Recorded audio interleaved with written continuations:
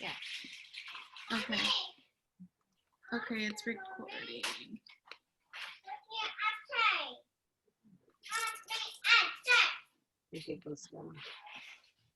Would it still be recording? Yes, it's still recording. Okay, perfect. Your host again. Okay, so let me get the sharing. Okay. I'm gonna scooch this way, Dennis, okay? Okay. Let me get the start sharing. It's gonna be this one. Okay, can you guys see the screen? Yes, perfect. I'm gonna put I guess it's gonna loop, right? Slideshow. It's gonna. So yeah. They're gonna see that. Okay. All right. Wait. I know, but can we put it over here so we can see everybody on that? Because then all we're gonna see is this. No, because since we're screen sharing. Here, let me see. Here. Let me see if I can just share it. Because the slideshow is gonna be just the whole thing.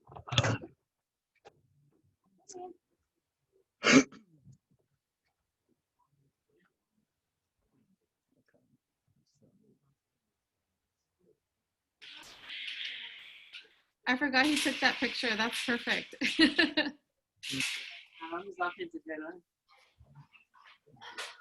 We were trying to find his hard drives. I go, I can't find them, Dennis. And I looked everywhere. And I remember like probably a year ago, he's like, Kristen, this is where I'm putting the hard drive. Don't forget. And I don't even remember. Then I found it. I was like, oh my God, they're right here.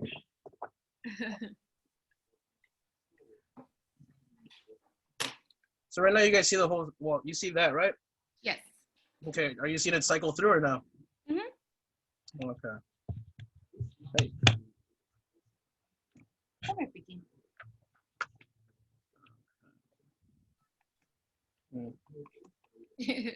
Your dad looks drunk. Sorry. Yeah. He probably was. He probably was. Okay. Let me see right now. Oh, now you guys have to accept the. Yeah, for people jumping in. Yeah, who never jumps in.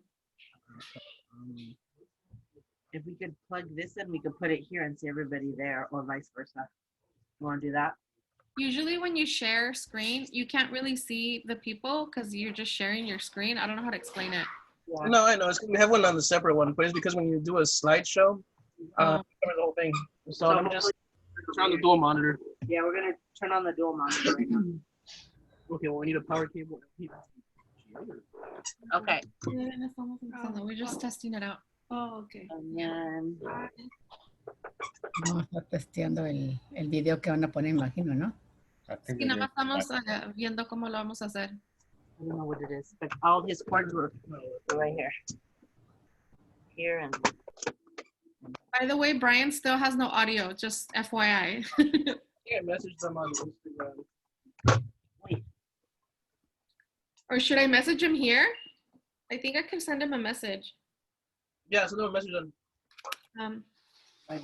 No. What is it called? The audio, internet audio or something like that when you log in? Except, yeah, audio from the internet or something like that.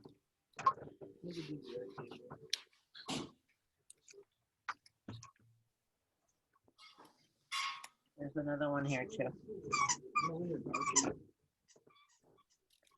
He had a lot of stuff. I grabbed everything and I stuck it in here.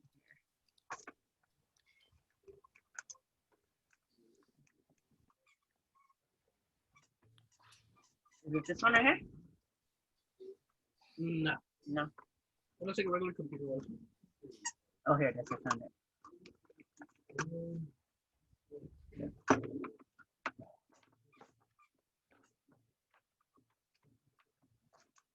Here you go.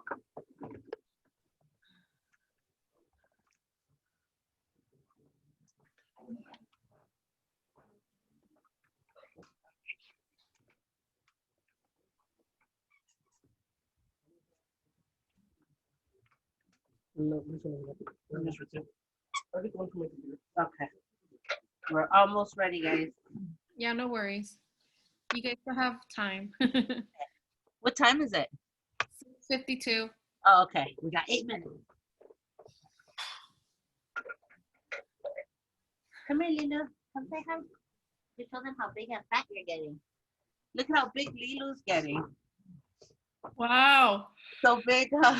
Yeah. I remember she was so small. She's such a traviesa, man. She pumps pink and she pumps bikini all the time. Little traviesa.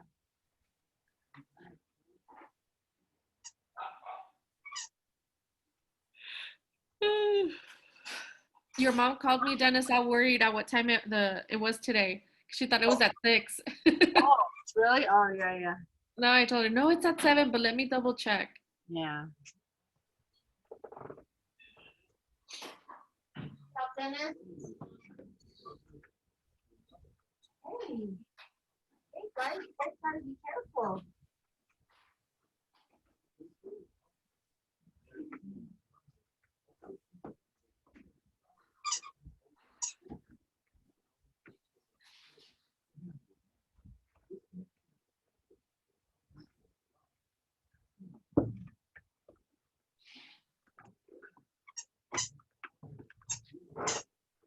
I answered the waiting room.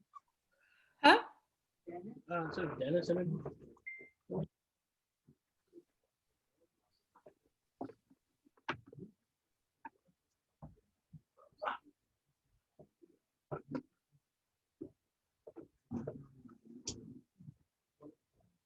Are you looking for a plug? There's a No. plug right here. No, it's Okay. Come here, Lilo. Come here. I know you want to give one kisses. Oh, come here. Come here. Lilo, come here. We'll let people in.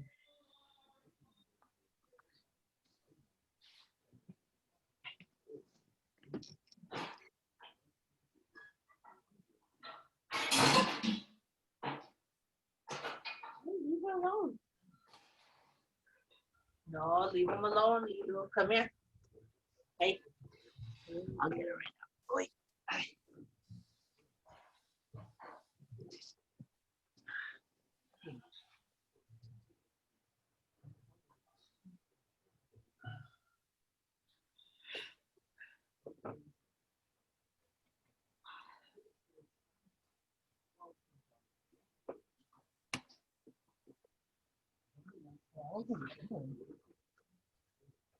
Yeah, that's a DVI cable. They won't let you?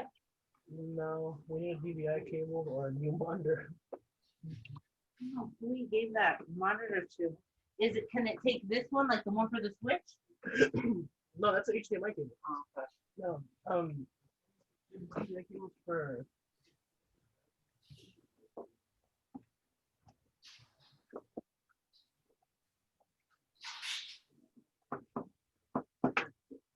You don't have a laptop, do you? I do in the, but it won't. It'll take forever to get up. I do have this. I have a Samsung tablet. Hey, relax.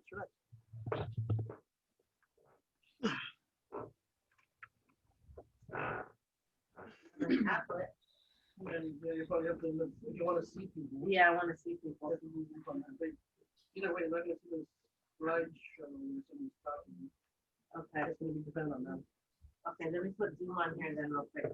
Maybe I can do that. Oh, I have it on my phone. I'll just do it on my phone. I'll log in. And then, do you have a Zoom, Dennis?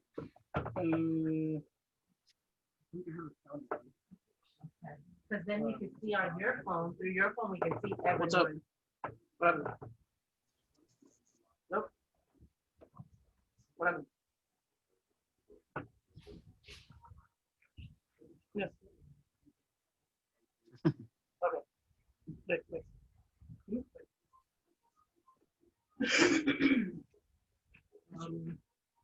Okay. You can see everyone on your phone. Ya es que tienes que poner audio para que se oiga. Let me get the. Okay. All right, we're almost done, guys. Es en Paris, ¿no?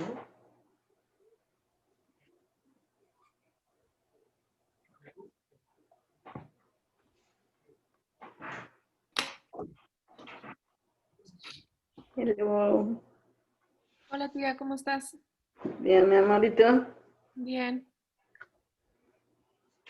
La computer no agarró la de adelante. So está con mi celular. Pero lo bueno que sí te ves bien. ¿Se puede grabar lo que se va a ver o no, mija? Sí, tía, lo estoy grabando ahorita. Oh, qué bueno, qué bueno. On one flash drive, I have it only in the thing, the folder. Have all of them in one folder. Dennis and Kristen are trying to put a computer, I think, or a monitor. We're trying to figure out how to see the meeting, but then that you guys see the slideshow that we made. That's what we're trying to figure out. One moment.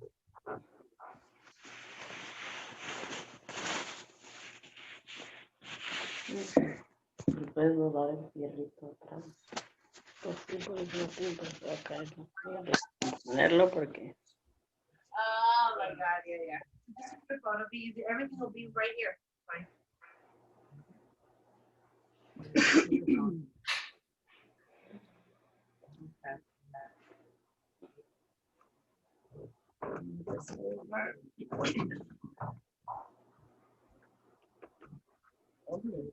Pero ellos no pueden ver.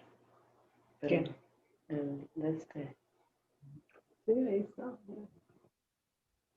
Está tan chiquito porque es el teléfono. Pero ellos sí lo ven bien porque está el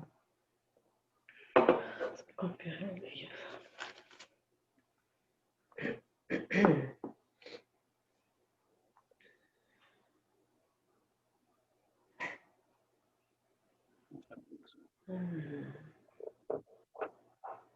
No tiene música, ¿verdad?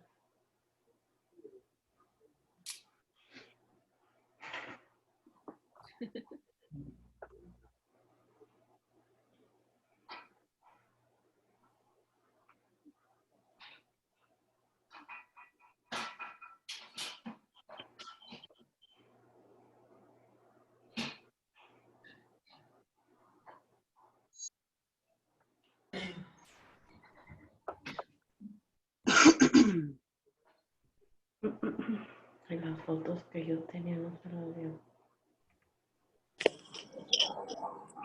No le sacó fotos a mí que hay aquí.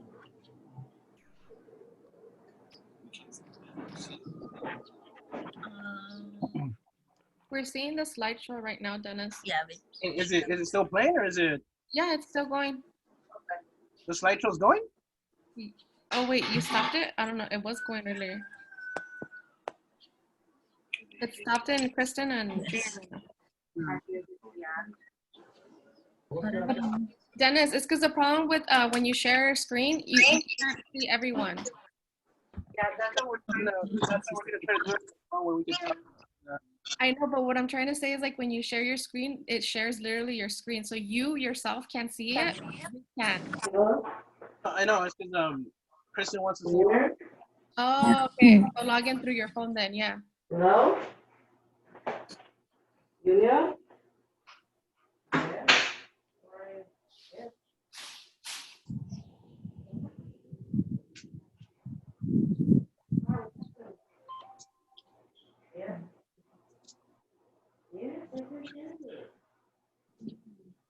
Lizzy, ¿tú crees que sea posible después, cuando tengan tiempo, tú o Dennis, que nos puedan dar una copia del video?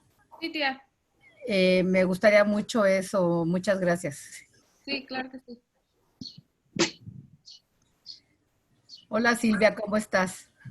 Bien, Leo, ¿y tú? Pues bien, aquí pasándola, como siempre. Qué bueno. Que me da gusto verte. ¿Se siguen comunicando por medio del Zoom a los domingos o todavía no hacen eso? Sí, el domingo pasado fue el primero y este que sigue va a ser otra vez. Oh, no sabía. Vamos a rezar por las familias, por todas las familias. Cada quien va a rezar una vez el rosario y la letanía cada domingo para pedir por las familias. Oh, ok. ¿Sigue siendo el mismo Sí. ID en password, Lizzy? de que Sí. tenemos para el rosario. Si quieres, te lo mando, tía, luego. Ok, gracias, te lo agradezco. Sí, porque cambié el password. Oh, ok, thank you. Hola. Hola, Silvia. Hola. Hola, ¿cómo están? No los veo porque los estoy yendo por mi teléfono y están tan chiquitos. Que todos estén bien, bien.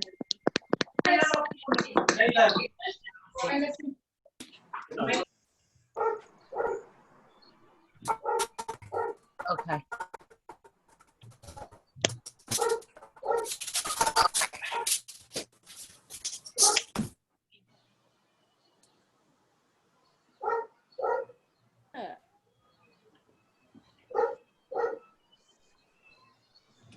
Hey, Alex. Ay, ¿Alcanzaste a ponerte pantalones, Alex?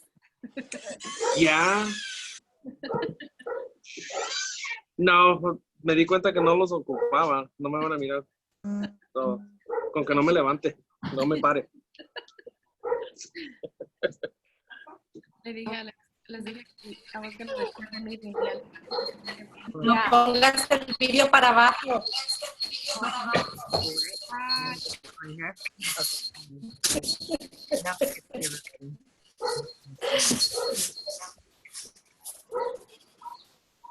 Okay.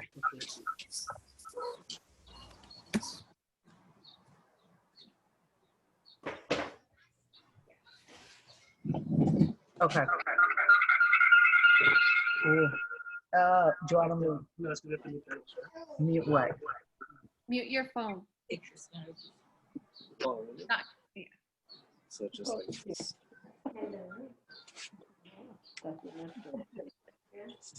Did you choose it?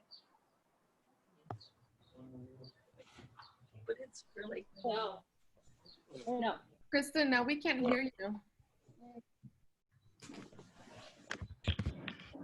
No. There you go. You guys can hear us now? Yes. Okay. All right. So we're gonna we put admit all. What time is it? Sorry, we're late, guys. Trying to figure this stuff out. 7:05. People are still trying to get in right now. Okay. Do you guys want to wait because there's people still trying to get in? Like another 5 minutes? It's up to you guys. Well, good. Okay. I'm just gonna see like Liz and then. Is that fine? Come over. I'll scooch back. Be careful with the- You got Lulu's? Yes. Because of sweat. Okay. There we go. Okay. I think. Not at all. In fact, he told me.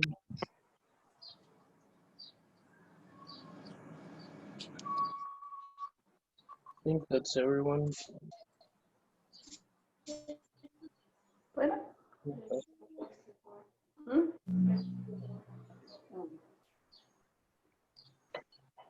Okay. So, you guys can hear me, right? Yes. Yeah. Okay. So obviously we this is new to us to like, you know, have something like this over Zoom. So I'm not sure if you want to go first. You go first. You go In first. terms of talking, because No, go first. because I did my eulogy. I'm just saying. Yeah. Yeah, I did the eulogy, so that way, you know, no one would have to follow me up. Like, Yeah. no, but like, so yeah. So first, we're just gonna like, you know, try to have the slideshow in the background. If you would prefer to have your camera up front, I believe you guys are still seen when you're talking. So don't worry about that. Just everyone else, please be respectful when someone's talking. Even though we might agree with some things, you know, obviously we can laugh and stuff like that. Yeah. But let the person finish talking. When you're done, just say, you know, thank you, and then we'll see who wants to go next. If you do want to say something, just message on to me directly where it says Dennis Tamayo, that screen. So that way I could say like, okay, this person's gonna go next. If not, we're gonna probably, you know, take a couple seconds after a person finishes speaking and then say like, okay, does anyone want to go next? And we'll go from there. That sound good to everyone? Yeah. Okay. Yes. Yeah. Okay. Okay. So, I'm not sure if. I'll go later. Hey, Jasmine. I don't want to start Okay. crying right now. Okay. All right. So, who would want to go first? Much like class, it's better, rip off that Band-Aid, But, yeah.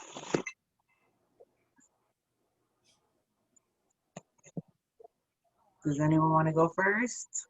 You guys can still hear me, right? Can you guys hear me? Yes. Yeah. Can you guys Um, hear me? Yeah, I can hear you. Yeah. I can. I guess I can start out. Like you said, rip the Band-Aid off. All right. Okay. All right. Thank you, Eric. Thank you, Eric.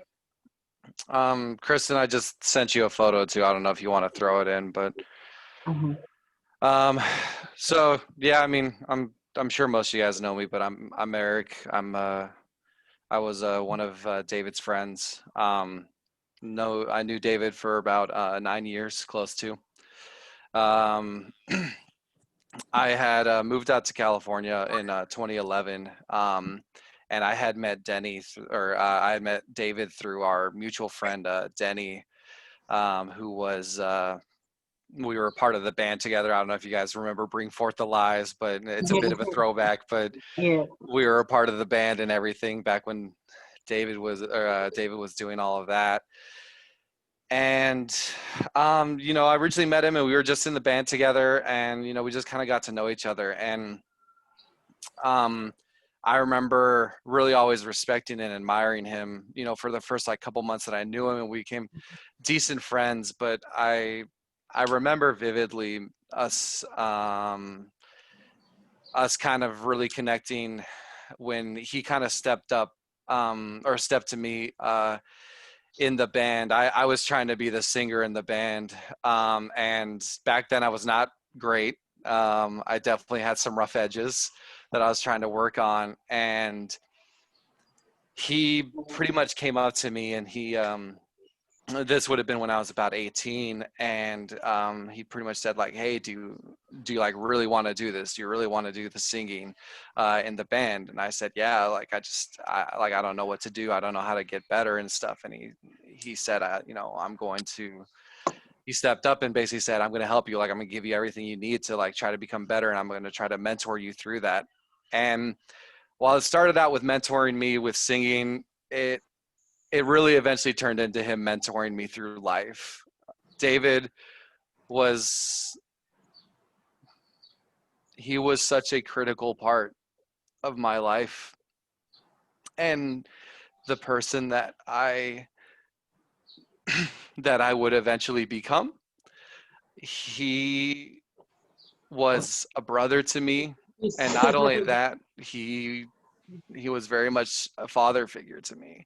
I didn't really have a lot of that growing up, and he kind of stepped in and he helped, young, dumb Eric at 17, 18 years old kind of figure out how he was going to, live his life and how he was going to grow up and how to be. And I'll always remember and thank him for that, for helping me become a better person, because I would not be the same person I am today without David. As you guys all know, David was the nicest person in the world. He was he was pretty much a genius in my eyes. I admired the guy so much because people would a lot of times tell him, we don't think that's gonna work, or no, like we don't think that's the way it's gonna happen. Like people would always downplay David's abilities, not because they didn't believe in him, but just because they were so out there. And time again, David was able to step up and always not just meet expectations but exceed them greatly. Whether it was way back when in the band, when he made all this different equipment, like you could see everybody in the band on stage, right? I had my bass and I was singing, Denny was doing his screaming, Brian was playing the drums and everything, and you go look over to David, right? And David's got his guitar, he's got his pedal deck, he's got this keyboard stand that he made, he has his little laptop hooked up, and he's running back and forth on stage, setting up all these different things like at once. Like David to me was a genius. He really was. He took anything that you could expect from him, and he not just doubled, not just tripled, but quadrupled what you thought he could actually do with that. You know, with Vivid Delights, he did the same thing. You know, everyone's like, "Oh, lanterns! Like, how sustainable is that going to be?" And him and Kristen together made this amazing business that, you know, they were very successful with. And, you know, looking at the ranch too, all the work they've done there, and I just really admire David for all that. I hope that I can carry on a lot of the lessons that he taught me. And, you know, it may sound dumb, but I really want to make him proud. You know, he loved all of us so much, and I don't want to let down that love he had for us. I want to make sure that I do. That's a great picture. Sorry, sidetrack, but you know, and that's, you know, I don't want to ramble, but you know, I'm gonna miss him so much. I'm gonna miss my brother, my father figure, you know, he really was just. Anyways, yeah, just next person can go. Yeah. All right. Thank you, Thank you, Eric. Eric. Thank you, Eric. Thank you. Okay. Who else would like to speak? Let us know. Fun fact, that picture I sent you, Kristen, that's the very first picture I ever posted on my Instagram. Oh, wow. Right. Yeah. So, oh, sorry. Go ahead. Go ahead. Sorry. Go ahead. Jay Solis is gonna be next. Not sure who that is, but the username is Jay Solis. Hey Dennis, it's John, your brother's old bandmate. Hey, what's up? I wish I could see you under different circumstances. It's been a long time, man. Just like Eric, I met Dave through music. We were in that band for 3 years together. Dave is just the nicest guy I ever met. He was always laughing, always joking. You know, we spent 3.5 years around each other constantly. You know, if we weren't working, we were doing band practice and doing shows and recording music. And Dave was always the most fun person to be around. And, you know, when I got married and I stepped away and I moved across the country, I made it a point to always keep in contact with him at least once every few months, give him a call. Hey, how you doing? What's been going on, dude? You know, what's new in the world with you? And I wish I would have reached out more. You know, there's so many fun stories that we all have with Dave. Some probably not appropriate because we were just being young idiots. Typically alcohol involved. But there was always a fun time, and you guys as a family were always welcoming into your home when we were out there to hang out, to play poker in the garage, and to just above being a band, just being friends. And I consider him my brother. I spent more time with him than I spent with my family because he was family to me. And, you know, over the past, the end of last year, we all talked about doing one more thing together as something fun to celebrate 10 years from the first time we released music together. And it was great to be in a room with him again. It's like we had never left. And, you know, I was so happy when he and I talked a while back and he said, oh yeah, I got married. And I was like, dude, that's amazing. I'm so happy for you. That, you know, it's a great step. And, you know, knowing Dave from when we were in the band and how shy of a guy he was, to know that he found the happiness that he wanted, I felt so great for him. And it sucks. I don't know how to process this because, you know, anything I can think of and even beyond when I left music and I was still in California and I got sick myself, Dave was contacting me. How you doing? What's going on? How are you holding up? What can I do to help out? And Take the keynote. I wish I could have known or done something and talked to him. And I, just like Eric said, you know, that's something he was an all around outstanding person. And it hurts for me, and I still can't process that Dave's not here. Yeah. Sorry, something else to go. Yeah. Okay. Thank you so much. Thank you. Okay. Who wants to talk next? Thank you so much. Okay. Yeah. Who would like to say something next? Okay. Yeah, thank you. There you go. Sending it to. Okay. So I believe. I believe Lalo. Did you say you wanted to say something, Lalo, or? I think he's muted still.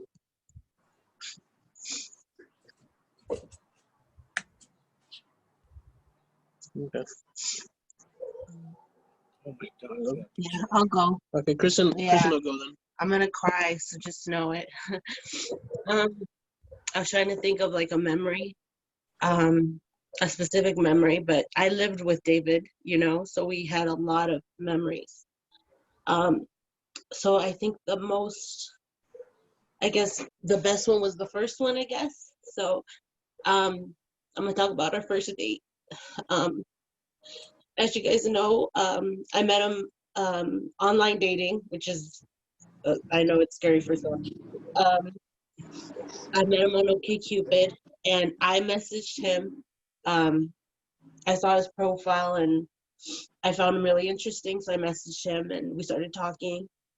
And you know, I didn't want him to be some creepy dude, so I asked him, "Oh, can I FaceTime you?" And I FaceTimed him. He was having like a swim day with all the boys. They were having like some swim party, and I go back to your party. He's like, no, I want to talk to you. And next day we went on our first date, and we went to round one in Puente Hills. And I remember seeing him, and I gave him a big hug, and he had that wonderful smile he always has. And I just remember going, wow, like he's not a weirdo, you know, like he's normal and he's cute. So we went in, I suck at bowling. We had a round of bowling, and I met him at 4. We didn't leave there till 10. We were just talking and talking and talking, and just like our families were pretty much the same, and how we grew up and our upbringing, and we had so much in common. He didn't put he was a musician. I didn't either. We both played in bands. So we had so much in common that our profiles didn't even say. And it was just great. We just talked. And then I remember it was 10 o'clock, and he goes, it was a Sunday night, and he goes, do you have work tomorrow? I'm like, no. He's like, I don't want this date to end. I go, me neither. So we went to Denny's. We talked and talked and talked. 1 o'clock comes around. He's like, I don't want this date to end. And I was like, me neither. So he's like, do you want to go to Redondo Beach? Do you want to go to the pier? And I don't know what the hell got into me, because I'm pretty safe. But something told me, okay, go with them. So we went to Redondo Beach, and we were talking. And I remember, you know how I guess on a date, I guess, I didn't have so much chivalry growing up. He told me to walk inside of the sidewalk, because ladies are supposed to walk inside of the sidewalk. And I looked at him like, okay, he's old fashioned, okay? And you know, he told me how he took night photography there, and that he really loved, you know, going to the pier and taking night photography. And again, we talked and talked and talked. It was like 4:30 now. And I had been 12 hours with him, you know, already. And I remember him going, "Oh man, it's 4:30." I'm like, "Oh my God, okay." So drove home. Oh no, on the way back to the car, this little bum guy, he tells David, "Oh, that's a beautiful woman. Oh, you better not let her go." And David's like, "I won't, sir." And I just remember that. We drove home, talking, gabbing all the way home, and I just remember David, again, was a gentleman, as people say. He was shy. We didn't have a first kiss. That's okay. We had probably the best date of my life. And he's never been apart. And, he's the best thing that's ever happened to me. And I made notes. Let's see. I want to say everything I want to say.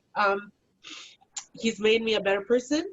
He's made me a confident person. He's made me a stronger person.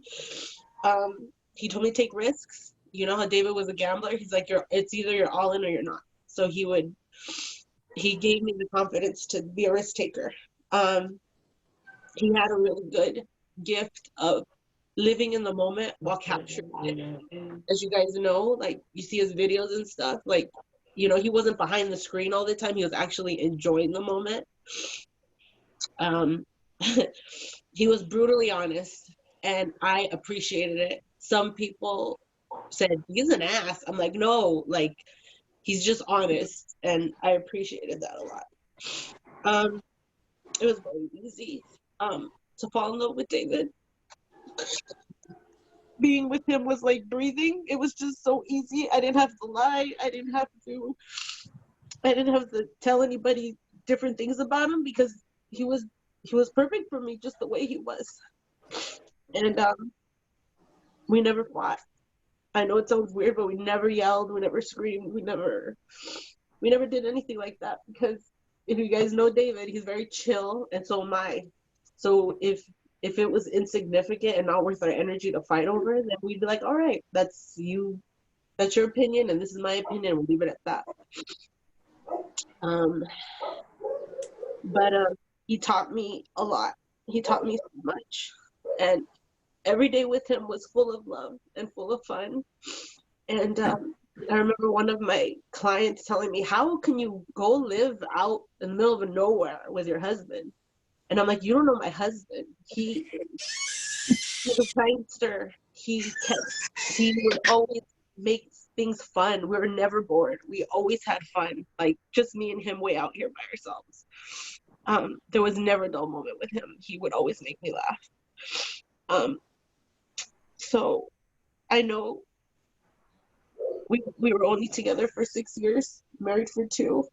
And I always tell people I'm jealous. You guys got more time with him. I'm so jealous. But for me, those 6 years were amazing. And it's not the quantity, it's the quality of time that I had with him. And before David, I was very depressed, and I had a lot of things happening. But with him, he just lit me up. He brought me to life. And those 6 years were the best years of my life, honestly, to be completely honest. So I am extremely honored that he chose me to be his wife, because every day was the best day of my life, and I never took it for granted. Every day I wake up and say, wow, I'm so lucky. So I just want everyone to know that I feel he's with all of us. He had this spirit and this energy, and he taught everybody a lot of things, and I'm hoping that everybody takes what David taught you guys and just, know that it's like David says, hey, I gave you the tools. If you fail on you. That's on you. And that's what I hear in my head all the time now when I think something's difficult. I'm like, no, I can do this. I can do this. David's built me up. He made me strong. He taught me to do things right, and I can do this. So that's my farewell. So All right, next person, please.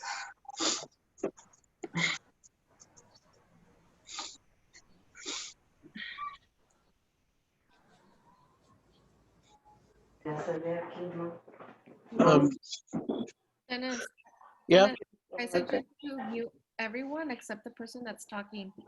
Like that, there's no interruptions. Yeah, that's what I'm gonna do for the next person right now. Okay. Okay, Do you want who would like to say some words? May I go next? This is Yoso Royal. Yeah. Yeah, go, Mama. Okay. I remember the day that Kristen showed me 2 pictures. And she knows what I'm talking about. And she goes, Mom, which one would you pick if which one looks good? I didn't have to look at the profiles or anything. Looking at David's face and his, his eyes, so totally honest. I told him, this is the one. Don't go out with this other guy. That other guy looks scuzzy. She listened to me and she went out with David. And I asked her that morning when she got back. I asked her, well, how was the date? And she goes, Mom, it was fabulous. And you could tell that she was so in love with this guy. So I go, uh-oh, because I've seen this a couple of times with the girls already. I have 3 daughters. But that's one memory. And then the day that I met him, which he held true to life, which she told him on. And my father was very impressed with him. He was very, honest. He shook your hand strong and firm and, straight up guy. But I got very, very sick last July. I had sepsis and the girls wouldn't leave my side. Every time Kristen came, which was daily, David would come also. And at first he told me that he couldn't really take it because, he thought it was going to croak, but Kristen knew different. Kristen had to go and take a bathroom break one day. And I was sitting there and I was falling asleep and he was on his little doing something on his phone. The nurse came in and she had to pull blood. You know how they never leave you alone. There are vampires in there. And, they leave you, I was always cold. I was, they just pulled the blankets off me, jabbed me, got the blood and left me. Okay. He got up, he put the blankets up against me. He goes, does it hurt? No. I go, it doesn't hurt. I looked at him and he was so totally concerned. You could just see in his eyes. He pulled the blankets up around my neck. He touched my cheek and he goes, you're going to get better. You watch. And you look on his face. It was just complete tenderness. It almost brought tears to my eyes. And I've told Kristen this over and over.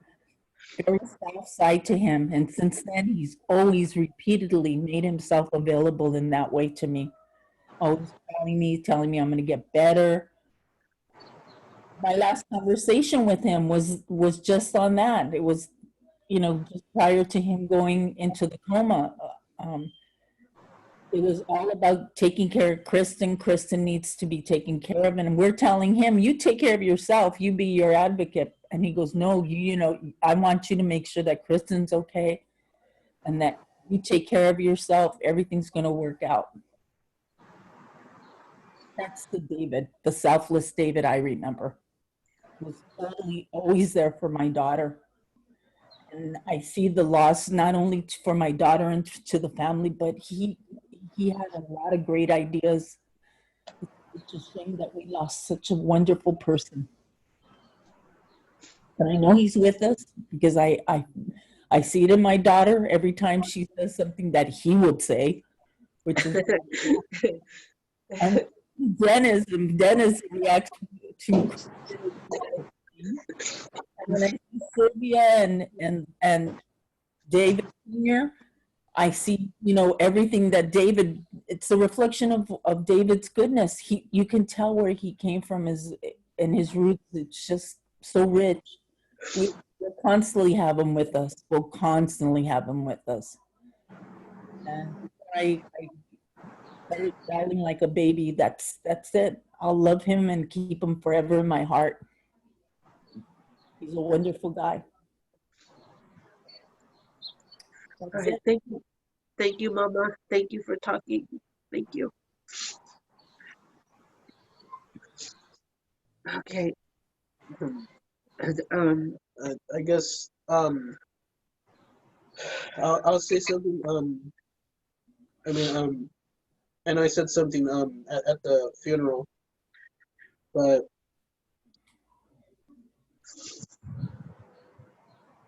I guess just another story that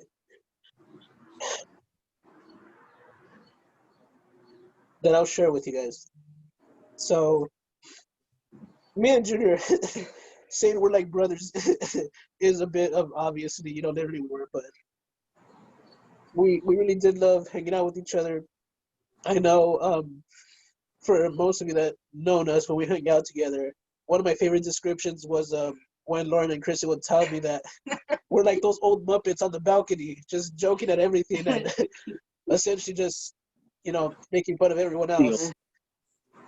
So, and it was true, we're always doing things together, So one of the stories that maybe some of you might not know is me and Junior used to go to ELAC together. And every once in a while, because we had our universal passes, we would literally be driving on the way to school, and Junior would look at me and was like, "Do you want to go to Universal today?" And I'm like, dude, let's go. So we'd go to Universal, and we would have like this old like souvenir cup, because if you got the souvenir cup, you got free refills for the day. Obviously, we just took it every single time we went, and it was all faded and everything. And it was a Simpsons one, because at the time when we got it, the Simpson ride was new. So we remember we went, and we're like, okay, let's refill it. And we refilled it. And this one worker's like, do they still sell these cups? And me and you were trying not laughing. We're like, yeah. He's like, where'd you get it from? Like, oh, the bottom part of the park next to the Jurassic Park. He's like, oh, weird. I was like, yeah. So we looked at each other like, all right, we can never, use this cup again. So one of the things that would happen too is, like sometimes just want to get on the tram ride or just to kill time. But sometimes we like want to start heading home. And he was like, no, we gotta wait more. He's like, why? It's like, my dad's not at work yet. He's gonna think we didn't go to school. It's like, all right, we'll just, get on the tram ride another 2 times and just, kill some time.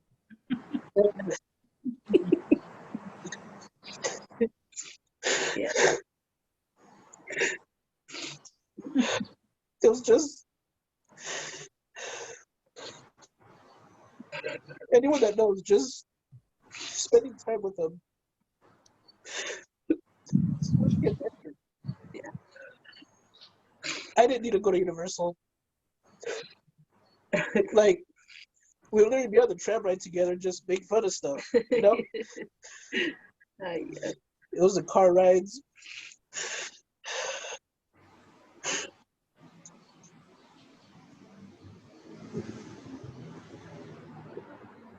He taught me a lot.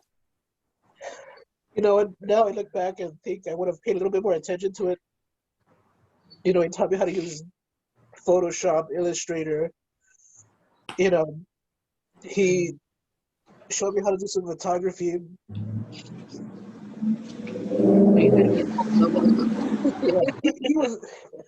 He was always looking out for me, and sometimes I didn't even know. Sometimes I would find out years later that, he did something for me that I didn't know about, or that he was always looking out for me.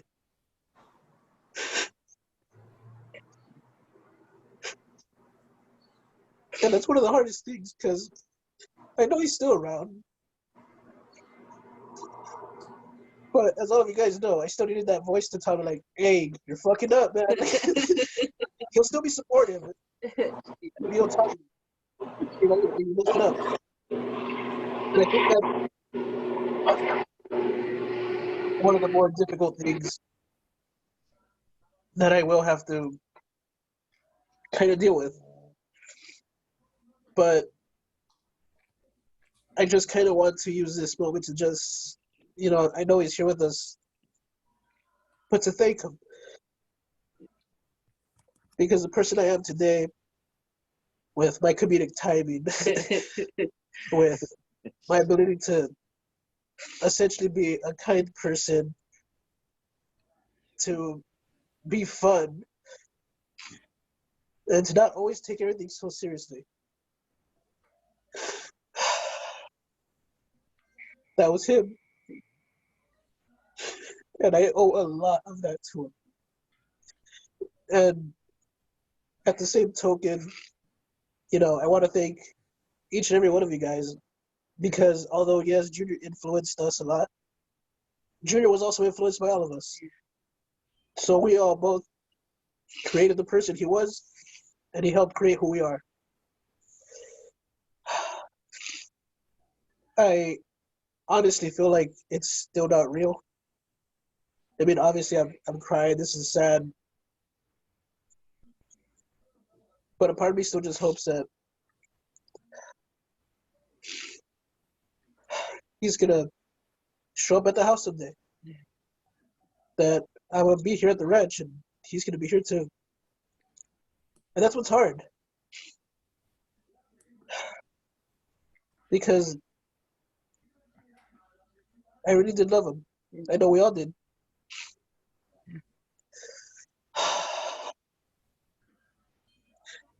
So yeah.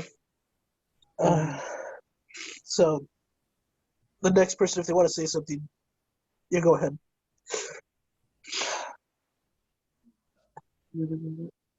Does anyone else want to speak?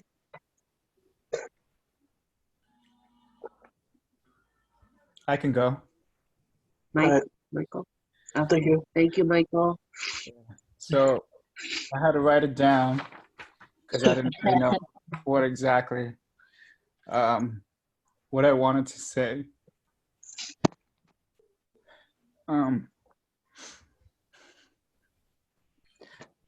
Dennis was right. We're talking about David's life. There's not really enough words to describe him or to even describe his life. So I wanted to talk about my first memory of David and also my favorite memory of David. So my first memory of David was back in 2007. 2007 was the year that me and Dennis became best friends. And since we were kids that did not have cars at the time, we had to wait in the back parking lot to be picked up. And I remember waiting with Dennis for him to get picked up for the first time. It was nuts. I just remember seeing this burgundy Mitsubishi Eclipse running straight for us. And fearing for my life, I jumped out of the way. But Dennis just stayed there without flinching. You would see that burgundy car swerve to the left, swerve to the right, and then just go straight for Dennis and then come to a complete stop. And Dennis would just be relaxed and be like, all right, laters. Like nothing had happened. And in the driver's seat was David sporting his knit hat with piercings. I was like, this guy's scary, but he's pretty cool. And as the years passed, I got to know Junior better. He helped me with photography, graphic design. I even paid him once to do a Photoshop project for one of my classes. Junior was always willing to help. So my favorite memory also includes Dennis and Junior, but this time it was at his wedding. So let's just say Dennis had a little bit too much to drink at the wedding, and he needed support to get back to the room. So on our adventure to take Dennis back to the room, me, Eric, Eric's ex, and Junior were going up the elevator. Since the elevator took forever going up, Dennis had fallen asleep in the corner of the elevator. And then all of a sudden, Eric just comes out and starts singing and dropping a beat. And all of us are just enjoying each other's company. It wouldn't be long till Junior brought out his infamous GoPro and began to record. If you go on YouTube and you watch the wedding video, you'll see my favorite memory because it made the cut. Besides being amazing and everything that he set his mind to, Junior was always the best at being present. And like Josh had said, taking the time to appreciate a single moment as it unfolded is what Junior did. So although it's hard at times with everything that's going on, I invite everyone to be like Junior and be present with your friends, your family, for those moments will and always be invaluable. So yeah, that's it for me. Michael. All right, thank you, man. Thank you, Michael. And I was conserving my energy in the elevator. I just want to state that in case there was burglars, I'd be ready for, to spring into action. Okay. Thank you. Would anyone else want to say some words? I'll say it, Dennis. All All right, thanks. Thank you, Alex. David, what I admire most about David was his dignity. He didn't let anyone influence what he thought or his opinion. He was very anti whatever the kids were doing. If he enjoyed it, then he would do it. That's what I loved about him. And I guess people don't know this, he was extremely generous with his time. Yes. And obviously we all know he was the funniest guy that this family ever produced. The funniest, hands down. Where everyone had to be on it or else he would destroy you. We all know it. And as a little kid, I always remember, I have this memory of, oh, I just heard Liz laugh so hard. And I'm all like, that had to be David. And I missed it. You know what I'm saying? And that was like he missed one. And he would not repeat them. That's what I admired most of them. He did not burn his, they're like, yeah, it passed already. You missed it. That was it. And that's what I really admire about him. How he would jump into any little, I'm going to do this now. I'm a photographer. I'm doing this now. I'm working with my wife. He put 100% into it. He didn't half-ass anything. And he was not a procrastinator. And I know everything I just said, I am very little of. I know that. He had the leadership in him. And some of the best memories I've ever had with him are, obviously, some of you know I played the drums with him. And when my tia bought him the drums and he heard me play, it was like a new relationship between me and him. It's like, whoa, you play? Like, I guess. It's just, I just knew like, okay, I'll play and we'll play. And next thing you know, we're bugging my tia every night, almost every week, just playing in his room. And one of the last things I talked to him about was we drank a lot of fluids. And he said, and we were remembering those days, and he goes, I forget what we said, but I told him, you're so lucky. And he goes, like how or what? And he goes, it's you had to have the perfect parents to allow us to do all the desmadre we did in your room. Like any other parent would have been like, shut up. That's it. It's 8. We were there till 10 or maybe the cops called. And I really appreciate that from my tia and my tío. And they were so encouraging. So encouraging. And you could tell the guy that they raised, it shows. The humor that my uncle has, he had it tenfold.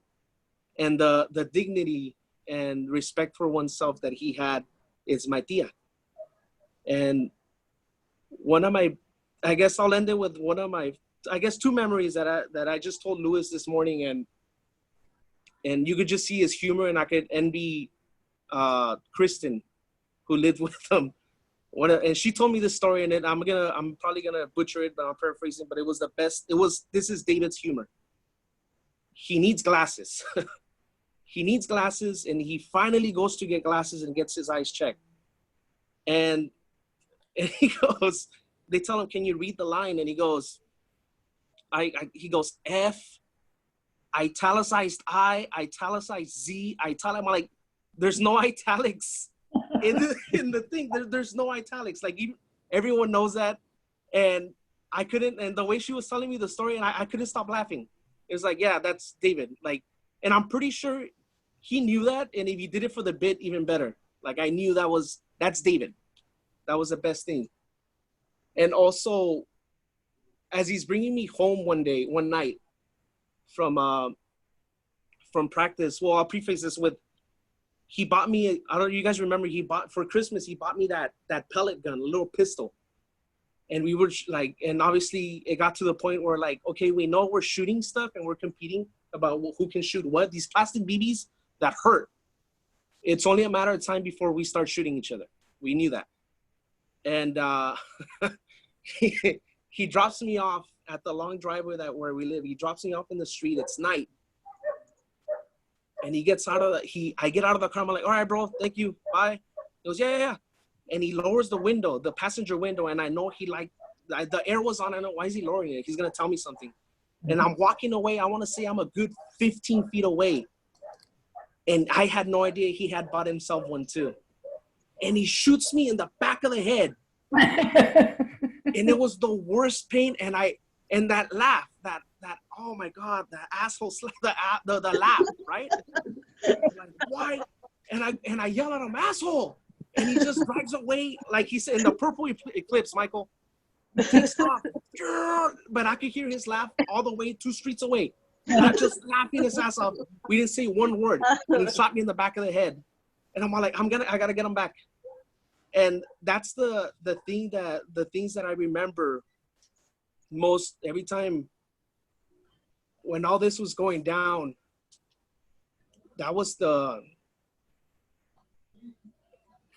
It's like losing a part of yourself. And it's like that. The group, like whether it be my brothers, Dennis, Liz, Jackie, all you guys, we lost one of those. And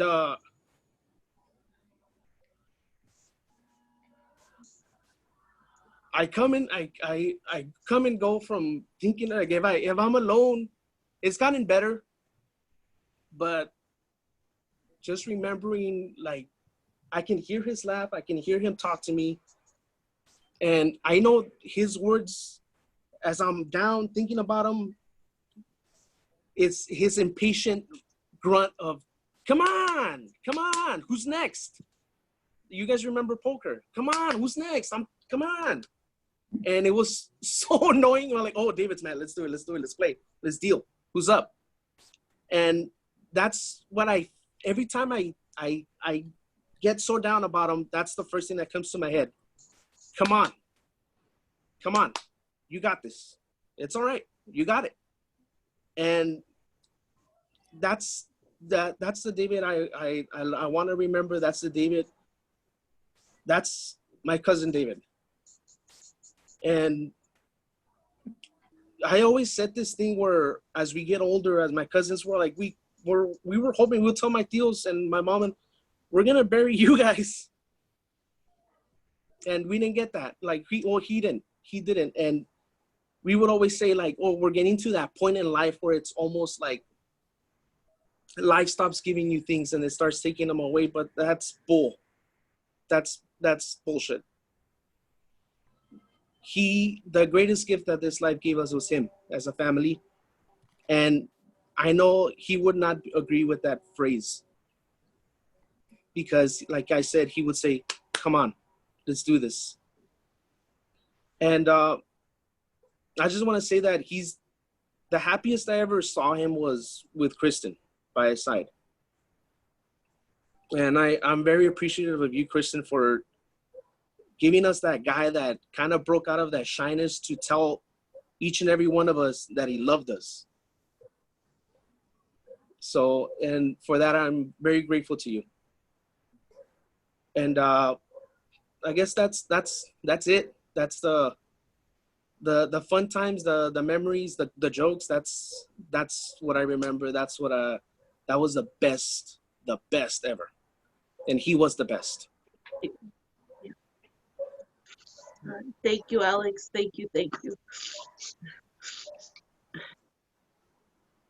Okay.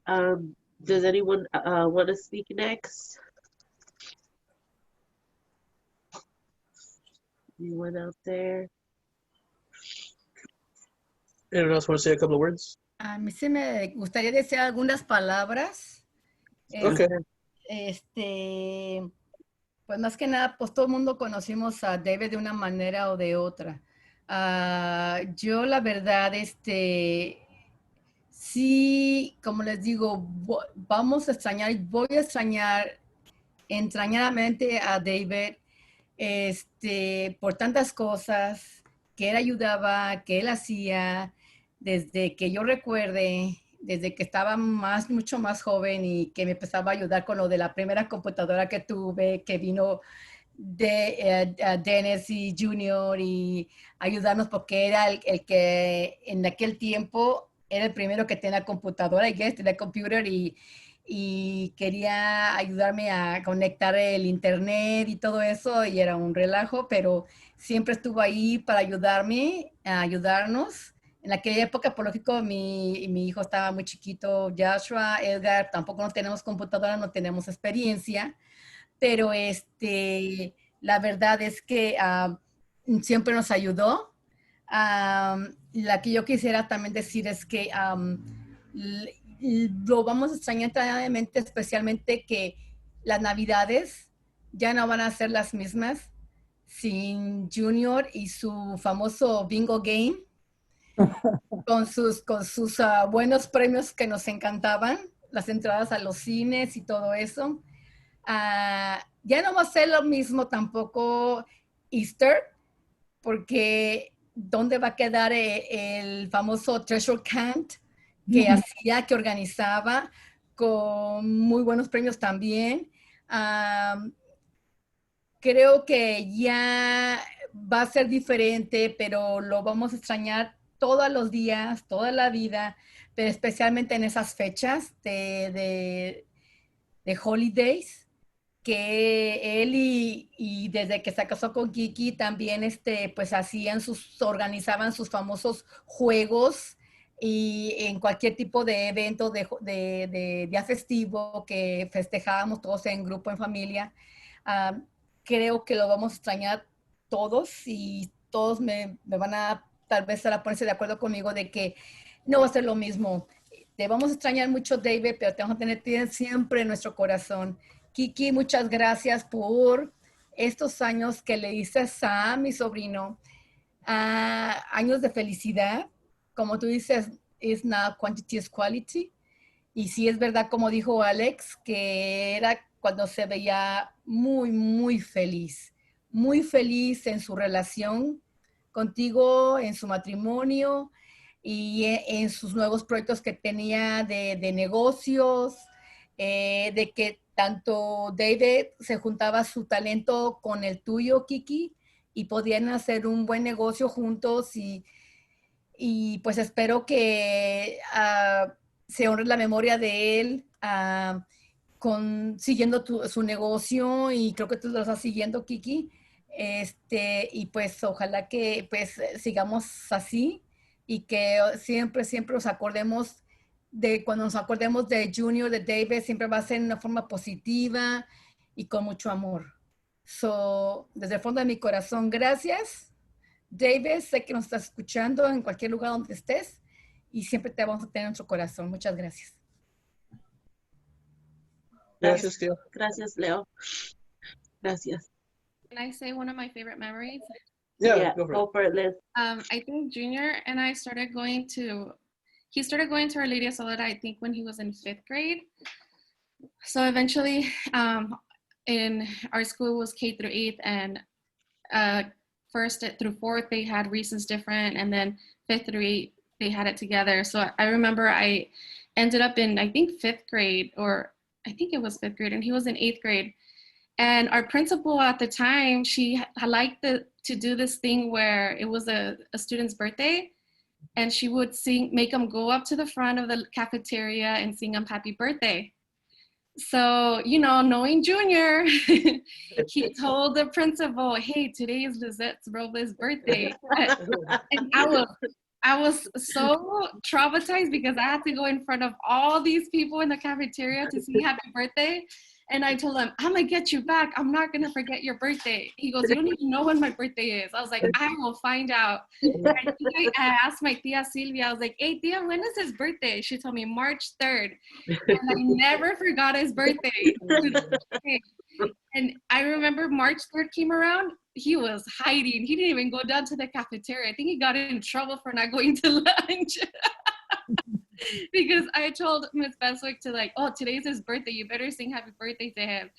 And they were looking for him. They couldn't find him. And I was like, because of that, I never forgot your birthday. I always remembered your birthday every year because I made sure to get back at you. Like Alex said, oh, I'm gonna get you back. But that's one of my favorite memories. I think after 8th grade, we were really close up until 8th grade, obviously, because he went to high school, I stayed in elementary, and I think you guys eventually moved out too. So we started living different lives. So I have a lot of memories with Junior, but that's one of the most like funny Yeah, moments it's just that I'll never forget. just heads up. I am still on data. What? Sorry, wrong thing. Sorry, guys. Talking to Selena. Sorry. Sorry about that. Yes, that's the memory I wanted to share. Yay, thank you, Lizette. Thank you.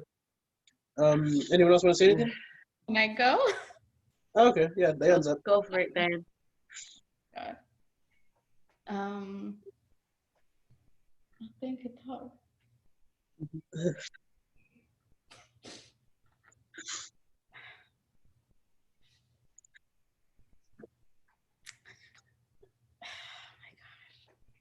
It's okay, Diane. You're a strong, independent woman, Yeah.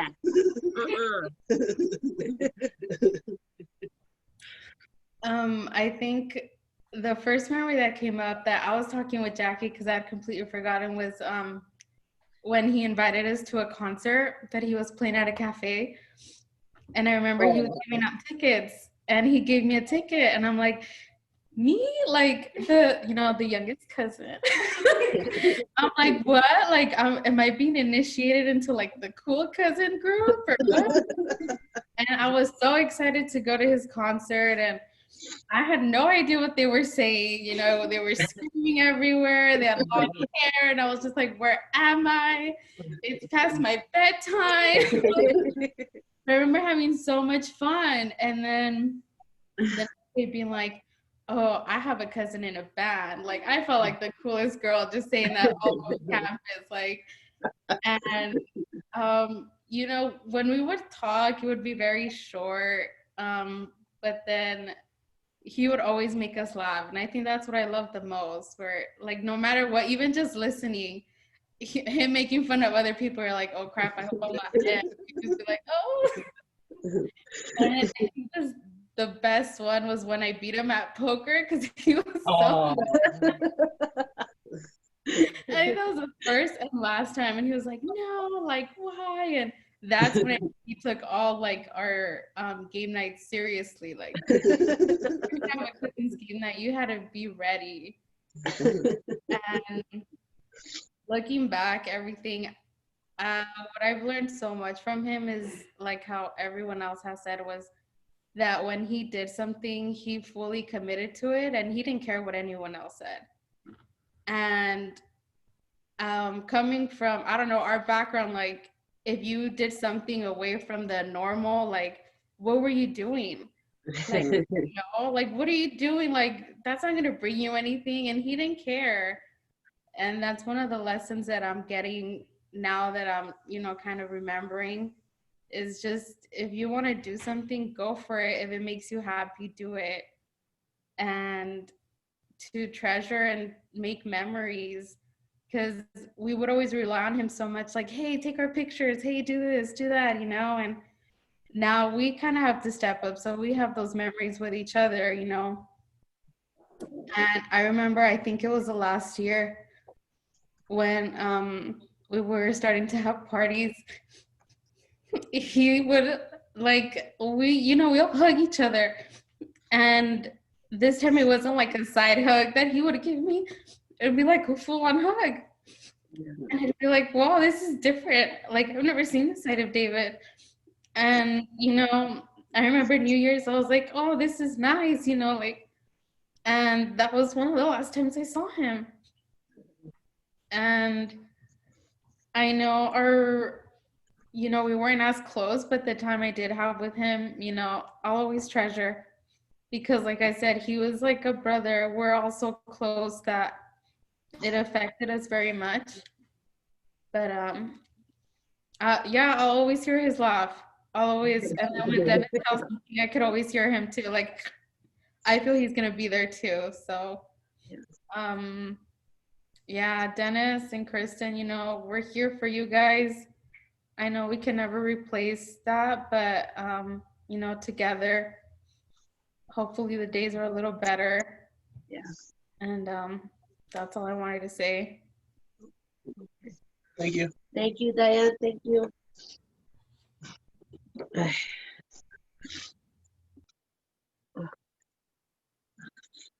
But anyone else want to say anything else? Yeah, I'll go. All right. Thank you, Brian. Thank you, Brian. I wasn't really planning, so this is probably going to be all over the place. But That's all good. I met Dave when I was 19, so almost 13 years ago. He was trying out for a new project that me and Denny were getting started, and we clicked pretty quickly. And for a while, it was just the three of us. It was me, Dave, and Denny, and the funniest memory that I have is in that first, it had been like 2 or 3 weeks. It was during the summer, so we had nothing to do, and so they were coming over almost every day, and we were just jamming out for hours on end. And he had this little recording device, and we're like, well, let's start getting some tracks together. So when we get a bass player, we wanted to get another guitar player. It'd be a smoother process to have them learn. So me and Dave do our instruments, and then and we're doing this in the garage, all bootleg. And Danny's in there, doing his vocals, his screaming, and to kind of piggyback off what his cousin said about her first time going to the show and not understanding what was going on. Danny's in there doing his thing, and then me and Dave are in the backyard just chilling, and we can hear what's going on. And he looks to me and he goes, "Hey, are we not supposed to be able to understand what he's saying?" And I'm like, what do you mean? And he's like, well, I typically don't listen to and play this kind of music. And I was like, well, yeah, I guess. I mean, there's words in there, sure, but they're hard to make out right now. And every car ride, he would put on his iPod, and yeah, it was there would be a couple of bands in there that I knew, like Avenged Sevenfold, Both My Valentine, but it was always like these bands that weren't what we were doing. So I was like, oh, okay, he has a different background, but he opened my eyes up to a lot of bands that weren't my cup of tea, but were really good, and vice versa. He would like, hey, you want to throw some music on? I'll put some music on, and every other band he's like, hey, who's this, and he would pick them up and get really into them, and we bonded a lot over music. And then we got John in the band, and for a while it was for a long while. Most of the time it was just the four of us. And these guys were relentless. They were over at my house sometimes I was still asleep, and Brian, wake up, we gotta practice. And I'm like, huh? I'm sleeping. It's 10 o'clock. What are you guys doing here? And it was morning till night, and it wasn't always just music. It was just hanging out. We would just chill in the garage and talk and just be around each other. And we built up a very strong bond. And and just, you know, we would, through music, we just did a lot together. We would go to concerts. We would drive out to Vegas just to go to some, they don't do the festival anymore, but me, Dave, and I think Dennis went to a couple too. You know, we would go out there and just, it was always music, and that's what kept us, you know, so close to each other. And, you know, we bumped heads sometimes, especially only when it came to music, you know, and that's what it came with. And eventually he did, he left. You could see it that it wasn't for him anymore, and we talked it out, and it was a mutual departure. But it we kind of lost contact for the last few years until John hit me up. I'm not sure how long ago it was. Probably a year, maybe a little less. About, like he said in his speech about doing the reunion, and I was all for it. I hadn't seen any of these guys in years. We met up, and you know, like he said, it was like it never ended. It didn't stop. It was like home for us, and a little rust, but you know, we were tired, but you know, it felt nice. And we only had maybe 3 practices. I think 3. I want to say, and the last 2, Dave said, you know, next one, let's go get a drink, let's go eat, let's go hang out, like old time. And you know, we were grown up now, so it was like, well, I work, or you know, I have my kid, and I brought her along to one of the practices, and he was always so good with her, and you know, one of the first things that went through my mind when I got the news from Eric and Dennis was that we should have took that offer to go hang out with him, just, you know, an extra hour, extra 2 hours, something. You know, it's I lost my dad about 8 years ago, and it was unexpected. And it was kind of the same situation where, like, it was unexpected, and I didn't. The last conversation I had with my dad was very minor. It was nothing important, nothing special, nothing. You know, it wasn't "I love you" or it was nothing like that. It was just a very like quick pass and go. You know, ironically, Dave and a couple other friends came over that night, and we were hanging out, drinking, watching Step Brothers, and you know, they left around 2 a.m. and you know, 6 hours later, sheriff's knocking on the door, talking about, you know, there's been a shooting, my dad, and that was a very hard time for me, and Dave was there, John was there, you know, and it was good to see them at the funeral and at the, you know, the celebration afterwards. And that band was there through a lot of my hardships growing up as a young adult, you know, my first heartbreak, and you know, they're over there like, don't worry about it, you're 20 years old.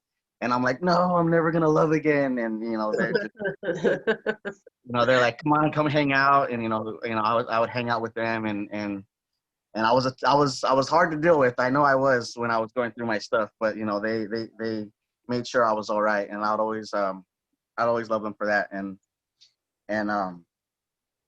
just it's really it's I don't know other word than it's complete shit. It's shitty how this is going, and I know how hard it can be to lose a family member, and you know, to his family, his parents, his brother, his wife. I you have all my love, and I'm really sorry for what you guys are going through because of this. And I think that's it. That's all I got. Thank you. All right. Thank you, Brian. Thank you, Brian. Really appreciate it. Thank you. Okay, who wants to talk next? Anybody? Okay. Yeah, if no one else wants to say anything, then it's fine. You know, we understand this is Yeah. difficult, and we could just I guess we'll Oh, I just. think Lewis. Hold on, let me fix the audio. Hold on. Okay.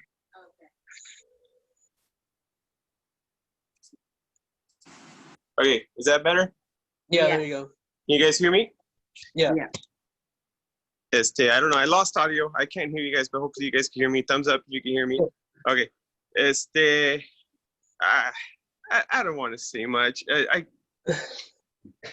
A lot of I don't know. There's a lot of little memories with David. There's a lot of them involve Dennis. I mean, I was there a lot of weekends. Thank you, Dia.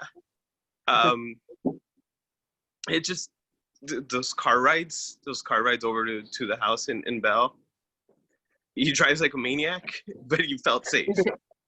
The music he was blasting just opened up my ears to a whole another level, another thing. Like Muse, my favorite band came from him. Just random sends me a video and blew my mind, and I was just like, holy crap. I don't know. Like I said, not a lot of alone memories, but they do have one that I'm like, this is so cool. Because I was sleeping over, and I guess Dennis was really tired. He goes, I'm gonna head in, but David was watching a concert on TV, and I was like, hey, I'm not sleepy. Can I kick it here too? He goes, yeah, man, of course, why not?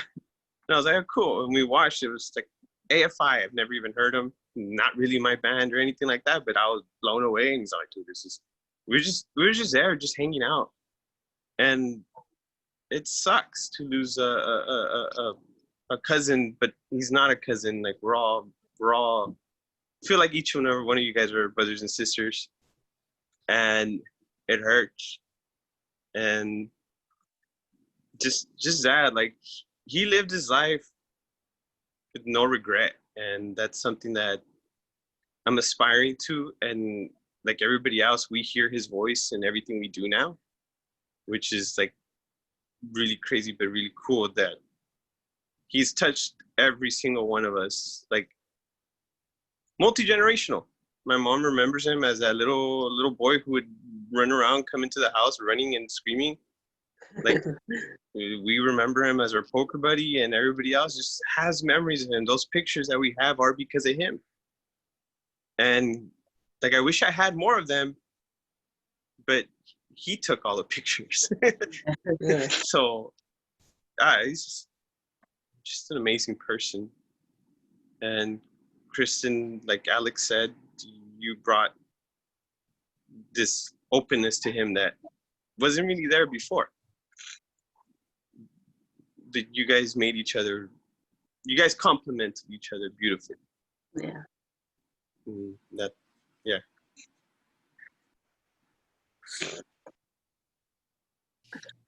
Oh, I don't hear him. He's Thank muted. you. No, yeah, he did. Thank you, Okay. DJ.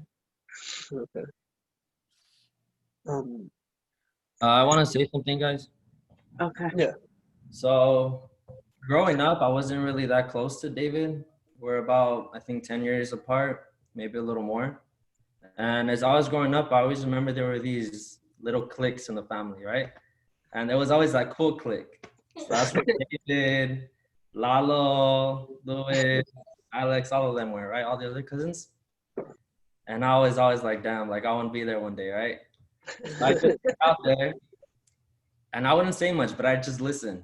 And then I'd always hear everybody laughing whenever David talked. And it was either something funny he said or him making fun of something or someone, but he always cracked me up. And I didn't really get close to him. It wasn't until we started doing the poker nights. That's when I really started interacting with him. And this dude, man, he was the funniest guy I've ever met, man. He knew how to get under your skin when he had to in poker. He knew how to bluff you out when he had to. You thinking, oh, I'm gonna get your ass this time, boy. And then he comes up with something and he wins, right? He's smart. And then I remember one day, me and Dan were talking, and I don't want to offend anyone, but we're like, if we were to tell people about our cousin, they'd be like, oh, dude, your cousin's white. He's got like that white mentality. Like, yeah. I was like, how so? Like, well, think about it. He did whatever he wanted to do, and whatever he did it great. My cousin was in a band, and one day, me and Erika were cleaning the CDs, and we still have his CD that he made and he gave to everybody. And we're like, oh, it's fucking dope. And we're like, all right, he was in a band, cool. What else? Well, if my cousin really wanted to, he could have been a professional photographer. Just look at the pictures he took. They'd be like, all right, here's a calendar. Looks cool, huh? Like, yeah, so my cousin made that. Like, who would else, like, who would do that, right? For the family. And then, all right, cool. Well, what else? Well, my cousin started his own business with his wife. Doing what? Like lanterns. Like, oh, who would think of that, right? And it was pretty dope what he did. It was awesome. His designs, everything, you too, Kristen, it was dope. So I just think that it's awesome that everybody has memories of him. He was really great. He was everything everybody has said so far. And I find it really awesome that my first memory of him having really good times with him was during poker night. And the last memory that I have with him that I was with him was in poker night. Yeah. So I just want to say, you know, we all love him. We all miss him. But we all also want to thank him for everything that he left for us, everything that he left us with. And yeah, I just want to say I love my cousin. So thank you guys. Thank you, Matthew. Thank you, man. Thank you. Didi wants to share a story, and Nancy. Okay. Go for it. It's actually Nancy that wants to share it, but she's really shy, so I'll say it for her. I don't know if you guys remember when we're little, we used to play Chucky. Who remembers that? Yeah. So Nancy right now was just saying, oh my God, like that's like one of the coolest memories, right? Like we would be bored and he'll be like, oh, like he made this game up where I don't know if you guys remember the House and Bell. Mhm. And it had a hall, like a hallway. Yeah. So then he would like get on his knees and then like we were little. And he would like chase us. Thought it was Chucky, so it was like super scary. Like I remember like after that one time, yeah, Chucky was at his prime. But, yeah, just memories like that, like yeah, like when we're little that that Nancy brought up. And she's crying right now. Yeah, I mean, what you guys are saying, definitely one word that I think I would describe him was he was so selfless. How I was sharing with my tia that for my wedding, he took some pictures. I didn't ask him, and he did it. And those are honestly one of the like nicest pictures that I have, and I like to display them on my thing.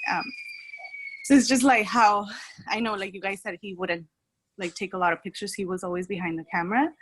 So that's definitely, when I see those pictures, I can't help but think of him and his like love that he had for the family, for everyone, right? But like the pictures that he took, like he did so many things that were so selfless, like nobody asked. And I think at times we stop ourselves and maybe don't do little things like that. That I think he's definitely a model that we all should strive for, and definitely need that, appreciate family and just, give, what we have. And that's definitely what he did. So, definitely good memory. So, love you guys, love all of them, mis tías, los tíos también, los queremos mucho. So, ¿verdad? El buen ejemplo, y esperamos que sigamos en su memoria, estando juntos y compartiendo memorias y siguiendo tomando fotos. Yeah. Thank you. Thank you so much.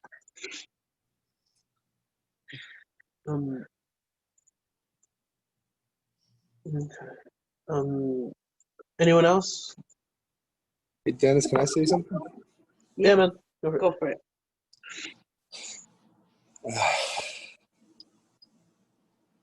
There's a picture that keeps rolling by that reminds me of a fantastic memory and a fantastic thought. It was a time where we had a poker night at the ranch. Oh yeah. The very first one. And I was so excited to meet the ranch. I had to work. It was Saturday. I must have been going maybe about 100 on the freeway to get there before sundown because I heard something about ATVs and shotguns, and I was like, oh, that's fucking cool. I want to go. So I rushed over there, and I got there just in the nick of time before the sun went down, enough to go around and to show me that my wife was better on an ATV than I was. So that was fun. Like, shit. So, no, we went inside and we played poker. We had this drinking a lot of water. We had this rule where the lowest card has to drink a certain kind of drink, and the first 30 minutes, you had to drink a little more water if you lost that one too. That was the very first time that ever happened to me, where I got both in 2 in 1. And it was the very last time I ever drank Jack Daniels, by the way. I don't know exactly what happened, but 15 shots later, I was on the floor within the first hour and a half, if not less. That was. I don't remember this story. I remember the minutes. I remember Foreman laughing like Tickle Me Elmo, and I can remember his laugh beyond belief. Alex's laugh and David's laugh, the 2 things that stuck out the most that night for me. It was epic. Yeah. And that's all I remember. I passed out. And this is where my wife comes in. It's one of her favorite stories. She was on the sofa and I was passed out on the floor. I don't know what happened. I remember just, boop, that's it. Good night. And apparently David, with his sense of humor that he had and the way he was and who he was, decided to put down a trash can for the trash man. He tells me that the table was laughing for quite a good while as he wouldn't let go. Oh, even though I wasn't there to share that, that didn't blow my mind that he said that. I'm like, yeah, that's David, all right. Yeah. And he taught me, above all things, there wasn't a single poker night that I had with him where he didn't challenge me to step outside and handle things. I never heard him ever challenge anybody to step outside and handle things. And to me, that I'm going to take that for the rest of my life. And for this time that's going on and passing by, that's all I remember. I really do. That's all I remember. Just when anything's not going my way or I'm feeling down and blue, I tell myself, you want to step outside? Like, shit. I don't know exactly why he told me, but I kind of have a feeling in my heart that I'm a bit of an angry person. Oh, yes. A bit of an angry drunk, but it's definitely the best. That moment, when we reached that moment in the night and in the game, it came out of the blue towards the end of it, but I share that with him personally, and I love it. That's it. I got nothing. All right. Thank you, Ulises. Okay. Okay. Does anyone want to say anything? Can I say something? Yeah, go for it. Hi, everyone. I didn't prepare anything, but you guys inspired me to share. And because I'm really enjoying remembering Junior through your memories. So I hope that this contributes to our honoring him. And I'm going to be one of those that share those memories of him as a little kid. Remembering the first time I met him, and throughout this month I've been reflecting about how I came to be part of this family through my first memory of him. I don't know if everyone knows. I know you know I'm a second cousin in the Arriaga family, but I remember when I was 6 years old and we heard that we had family in the US. And up until then, it was just me and my parents. And I remember being in the car going into a neighborhood that I didn't recognize in East LA. And my parents were hopeful. And I was like, where are we going? Who are we gonna meet? Who are we gonna see? And we came up to this house that I'd never been to before. And we went up and I think my dad had called on our way there, like going there or from near there. And we knock on the door and then, you know, people come out and they're kind of confused. And, but it turns out like, you know, my dad is cousins with my tia Silvia, and everyone was so happy.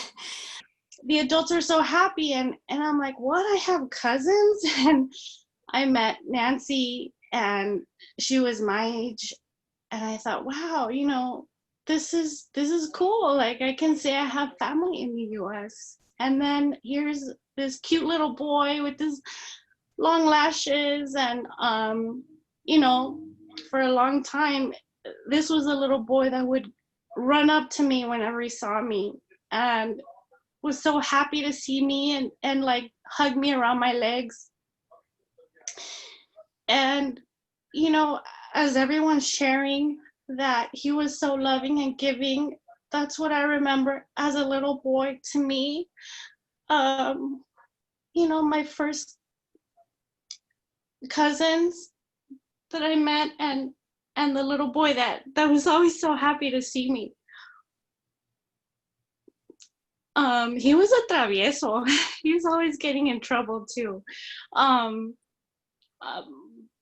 I always look forward to seeing him when our families got together. I also remember his first communion and us going to Norm's afterwards. And he asked us if he could come over to our house. And, you know, my tios said, yeah, that's fine. And I was like, yeah, he can come over. Yeah. I think he was, I don't know, 8 or 10. Oh, he must have been little, like, I don't know, 7 or 8. And he came over. And all he wanted to do was sit in front of the TV and play Nintendo all day. And the whole day, he just wanted like to snack while he was playing Super Mario Brothers and like, you know, eat in front of the TV. And he could have gone all night. I think he ended up staying the night. And my parents and I were like, should we just like let him play Nintendo? Like, yeah, this is like his celebration, his gift. And we enjoyed having him over. It was such a treat, even though, you know, he was just playing Nintendo. So, and I remember that spending a lot of time, you know, at my tio's house, checking out their cool games, like the Super Nintendo, and you know, they always had the cool things. But getting older, I remember he was my buddy. For some special occasions, my special occasions, he went to I took him to a backyard gig, a little backyard concert, and he really enjoyed it. I asked him if he wanted to go to a No Doubt concert with me, and he came with me.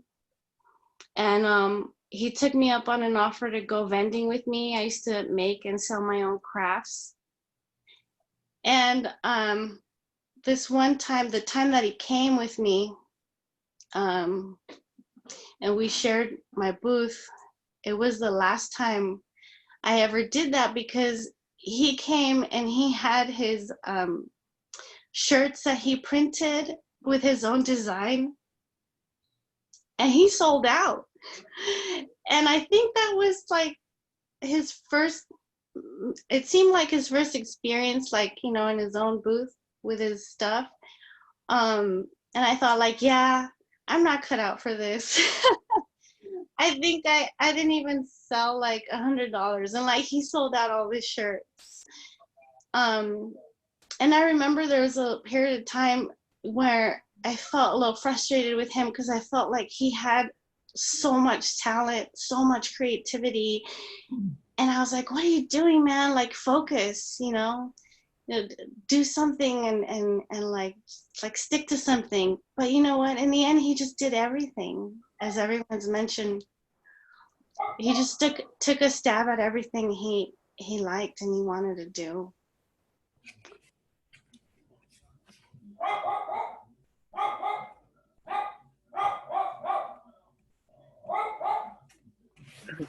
And so my hope is that we all continue to feel his love for us, and that we can give that back to each other. Yeah. And as the social worker therapist in the group, I know, Bidi, you're there too. I want to remind everybody that this grief that we feel is painful. It's really painful, and everyone feels it and experiences it in their own unique way. And, you know, it can come out for a few days, a few weeks, for years, or for a lifetime. And it's okay. And it's okay to sit with it and feel it. So thank you for giving us this opportunity to share about him. Thank you. Thank you, Monique. Thank you, Monique. Thank you.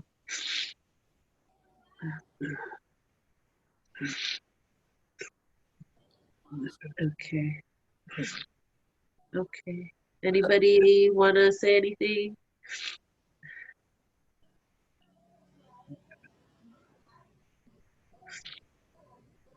Okay. Okay. Yes. My dad wants to say something. Oh, Okay. Hola. Hola, Joaquín. Sí. Pues ya sabemos, ¿verdad? Se nos fue Junior, todo lo vamos a tener en nuestro corazón.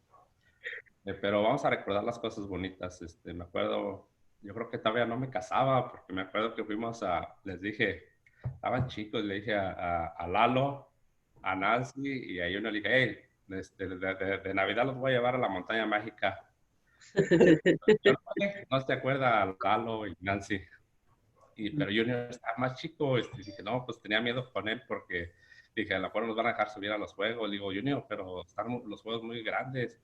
No le hace. Y ya cuando llegamos allá, y se paraba de puntas para dar en la línea del juego, se paraba y ya decía, ok. Estuvimos a todos los juegos más feos ahí, y a todos se subió. Le decía, no se va a querer subir. Y me acuerdo mucho cuando nos subimos al free fall. Digo, Junior, estaba aquí al lado de mí, ¿no tienes miedo? No, ¿estás bien? Y yo, que empiezo, yo estaba ahí arriba y yo empiezo a gritar, ¡ay! Y acabé de gritar, ¡pum! Que se cae. No, bien suave, ¿sabes? Bien suave. También algo que recuerdo de él era cuando todos estaban chiquitos y tenía su DJ y me dijo, tío, ¿quieres que te toque tu DJ en tu fiesta? No creo que era cumpleaños de Dayan, yo creo. Y yo, ¿tienes un DJ? Sí, no, sacaba una bocina y sacaba aparatos todos conectados con alambre, pero por su party ahí, su fiesta, ya para la siguiente vez. Junior, ¿puedes ir a tocar? Oh, sí, dice, otra vez, ya sacaba todo su equipo ahí, lo ponía y hacía buena fiesta. Esos son los bonitos recuerdos y muchos me acuerdo cuando estaba chiquito, cuando yo llegué a este país, él tenía 4 años. Me acuerdo que era bien travieso, o sea, estabas en el trabajo, te aventaba aquí arriba y estabas en otro lado y ahí en la dossier había una bardita y de repente, tío, se aventaba para agarrarlo. Y una vez, platicando así, me volteé, que se aviente, que se va de paso. no lo agarré porque se me olvidó que estaba aventándote.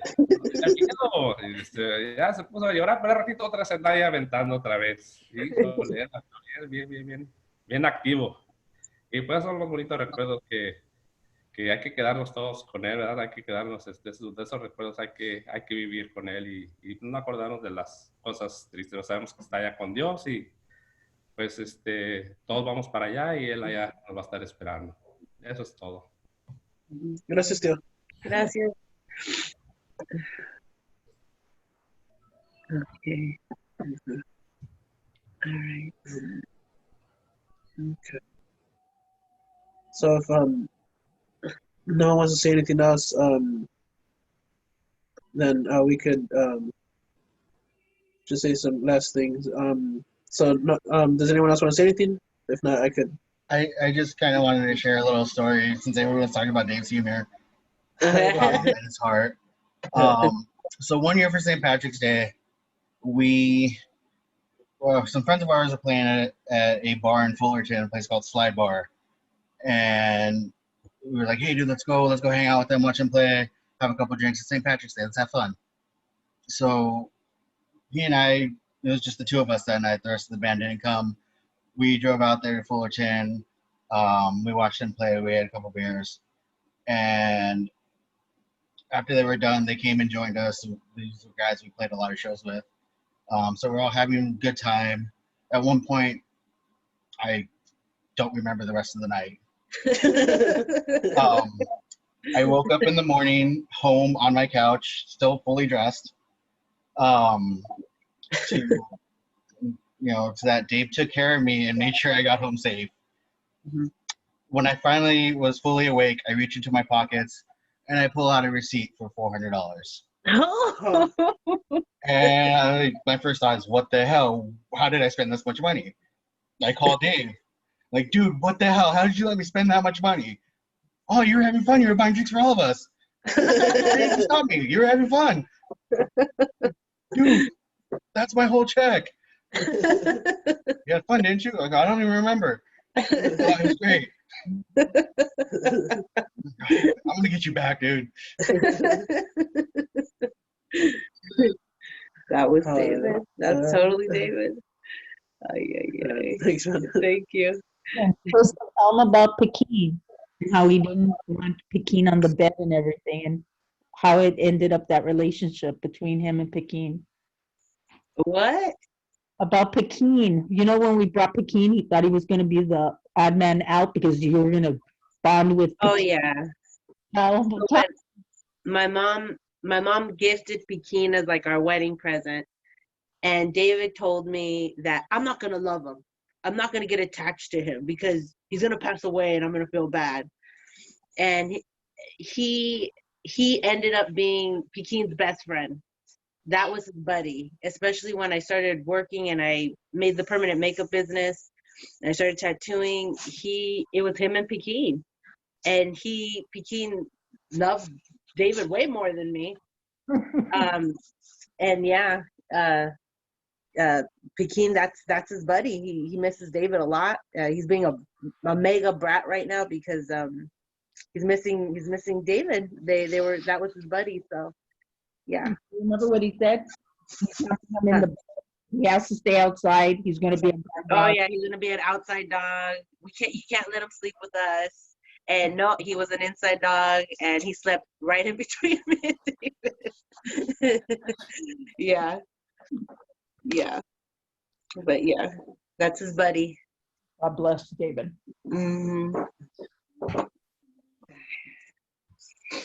Okay. Anybody else want to speak?